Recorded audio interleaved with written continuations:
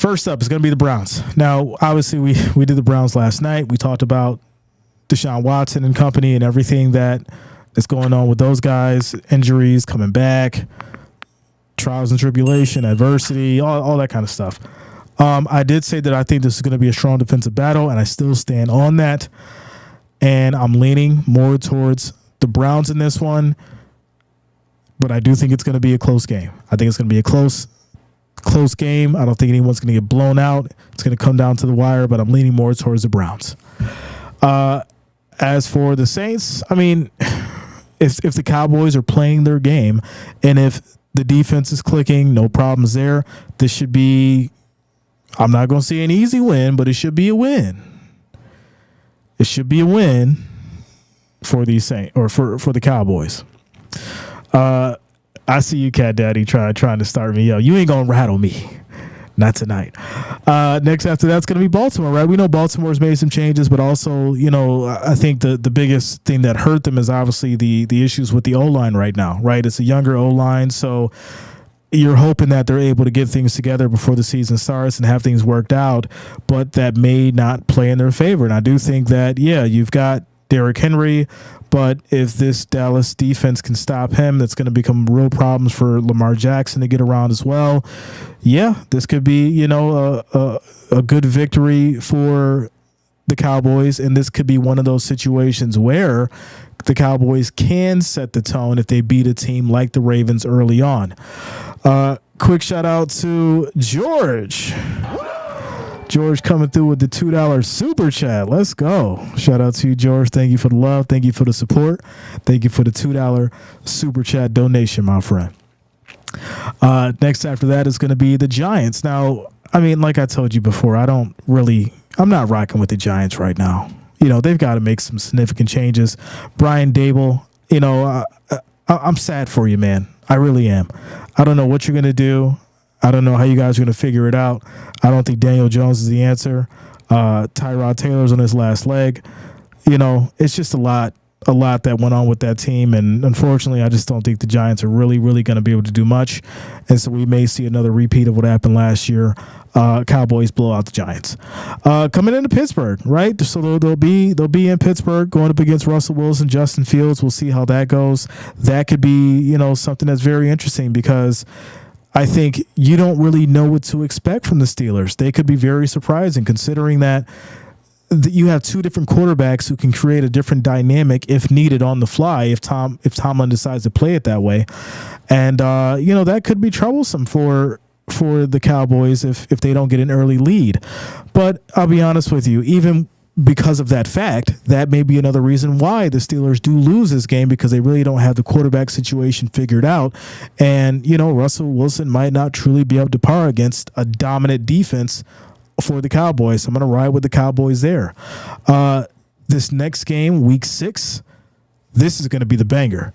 You're going to have the Lions going to Dallas in what I would consider one of the games that we need to see because that last Lions and Cowboys game was super controversial, and there's going to be some bad blood. There is going to be some bad blood for sure. This is going to be a good one. When I think about what the Lions did, and I think about, Gibbs and Laporta and, just that whole team and the defense, Hutchinson, all these guys balling out, you've really got your hands full trying to game plan against Detroit. Now, on the flip side, you're going to Dallas, right? You're playing in that dome, and if you're not playing on your A game as Jared Goff, the Cowboys defense can make you pay. So, I think this will be a true test of both quarterbacks. I think this will be another defensive battle, and I think this may be a low-scoring game because of that. But I will lean more towards the Lions because I feel like the only reason why the Cowboys lost that last game last year, and it was super controversial, go back and look at it, was because of the refs. I'm just calling it how I see it. I think the Lions will take this one as some form of payback coming up this year. Obviously, week 7 is going to be the Cowboys bye week, followed up with the 49ers. Now, we know that the 49ers smoked the Cowboys. And granted, there were some injuries involved and things like that, but hey, from a defensive perspective, you got to figure out how to put the clamps on Brock Purdy. And then obviously from an offensive perspective, you have to learn how to keep up with the 49ers. The 49ers are going to score. So if you can't stop them from scoring, well, your offense has to become offensively dominant. You got to keep going. You got to match the pace. And if the Cowboys let this game get out of hand pretty fast, then obviously they'll take another loss to the 49ers. Which I'm going to lean to those 49ers there because I do think that, they just have a complete team, dominant. They're focused. They're hard to beat when they get going. And I think the 49ers are definitely going to have a good year next year as well. Follow with Atlanta, right? Kirk Cousins going over to Atlanta. I think this would be, one that you really don't know what to expect because Atlanta's different now. Right? Cousins is over there. The whole game is going to change. He's got Drake London. We'll see if he can utilize him. But also I just don't know if I really trust Atlanta going up against a team like Dallas. It's going to be a tough feat for them to win. So even though they're going to be at home, I'm going to side with Dallas on this one and give them the victory there. Then I think you get you get another test, right? Another test with Philly. I think this is another one of those important games. And to me, this is where we're going to see whether or not Dak Prescott is going to have that focus this year, have that resolve this year to overcome these big moments. You've got Philly coming to your house. Can you beat them? Can you actually allow your defense to not only have to rely on your offense, but they may not be able to stop the tush push. So once again, you may have to match the Eagles and their pace and keep continuously scoring. And that's going to fall into the lap of the running game with Ezekiel Elliott now. That's going to fall in the lap of CeeDee Lamb now. They're going to need major production out of those guys offensively to keep up.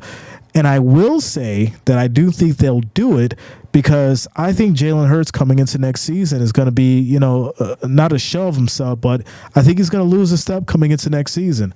And I think the Eagles are going to have a hard time. So I'm going to give the Cowboys that one. Now, the next one, Week 11 against the Texans, I think this would be a good one. You got C.J. Stroud, Stephon Diggs, Tank Dell. You got a lot of new energy. You got C.J. Stroud, who's hungry. And, you got Houston coming into your town. This is going to be a Monday night game. All eyes on Dak and C.J. I think this is going to be a good one. This is the makings of a great, great Monday night for sure. And we're definitely going to stream it, so I'm excited for it.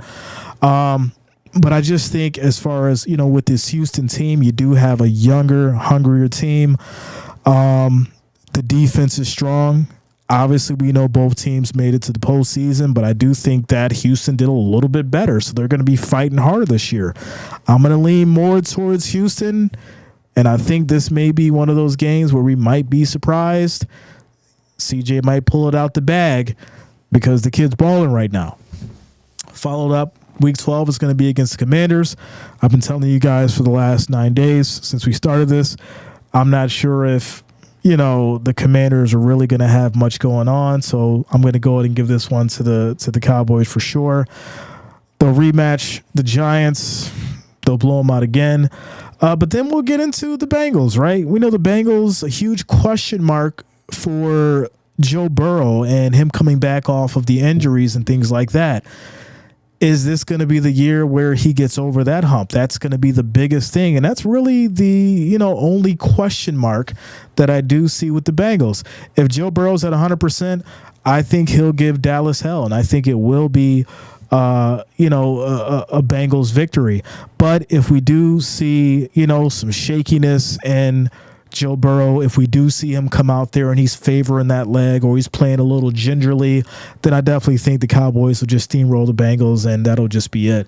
So I really think this game depends on the mindset and the physical capability of Joe Burrow and where he's at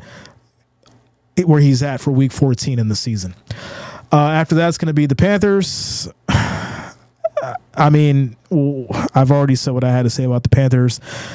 And for those who don't know, I had people actually messaging me in the inbox telling me that I was terrible because, I said that I didn't think Bryce Young was going to have another good year because he was still developing.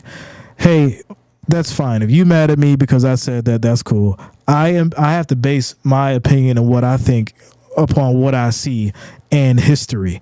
And unfortunately, I don't think Bryce Young is ready. So that's just that. So I'm going to give the Cowboys that one for sure.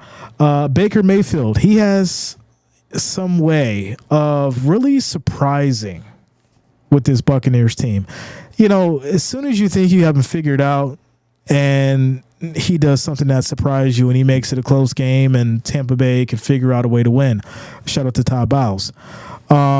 So, yeah, I mean, this could be a good one. It could be a surprising one.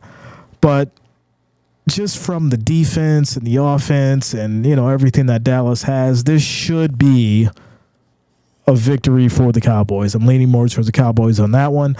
Week 17, they'll obviously repeat with the Eagles. They may swap. I mean, I'm assuming Week 17 is going to have some playoff implications, so it's going to be all chips on the table, all in, and this could be a complete toss-up depending on who wants it more. And then obviously Week 18, they'll face the Commanders again. And same thing, you know, I'm just not sure as far as what the Commanders are going to do. So I'm going to ride with the Cowboys. And that is the schedule, ladies and gentlemen. That's the schedule. Like I said, I like it. I don't think there's too much, craziness as far as a super challenging or difficult schedule for the Cowboys to overcome, because everything I look at here is definitely doable with the talent they have.